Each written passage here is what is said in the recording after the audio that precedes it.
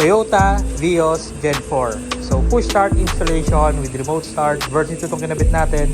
May mobile application na kasama to. Naka-share lang yung phone and then nag-avail insert ng alloy case, trunk release, saka ng OEM chime natin. So parinig ko sa inyo yung OEM chime natin kung paano siya tumunog.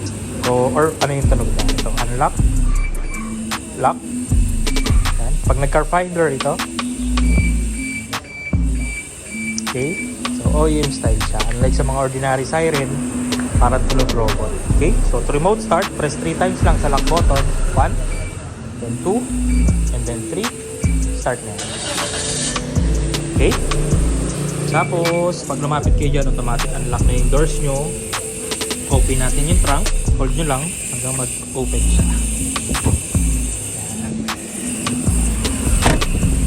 Pasok tayo sa loob. Nakita ko si push start button. Nagkabit nga rin pala tayo dito ng voltmeter with fast charging ports. Ito siya. Okay? Yan. So makikita nyo dyan yung battery life nyo kung healthy pa. Car battery life po Okay? Then pwede na kayo mag-charge yan. Fast charging po yan. Then pakita ko si push start button. So ito yung tsura ng push start button natin. Okay? Kulay red yung illumination. Pag accidente na pindot, hindi yan mamamatay.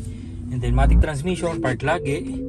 Tsaka handbrake. Okay? Kapag naka-drive or naka-reverse, hindi nyo siya mapapa-start. Okay? Then after 10 seconds pa lang na in-start nyo yung kotse nyo, tumapak kayo ng brake. Auto-lock lahat ng doors. And then even naka-andar, pwede ka mag-unlock. Pwede ka mag-lock sa key fob. Okay? So 2 pieces yung key fob na mapupunta sa inyo once nag-avail kayo ng system natin. Then kapag nakarating ka na sa location mo, gusto mong patayin, pwede mo patayin sa application or dito na lang. Apakan mo yung brake, isang pindot. Patayin na yan. And then automatic unlock din lahat ng doors. Okay? Pag gusto mong buhayin, apak sa brake, isang pindot.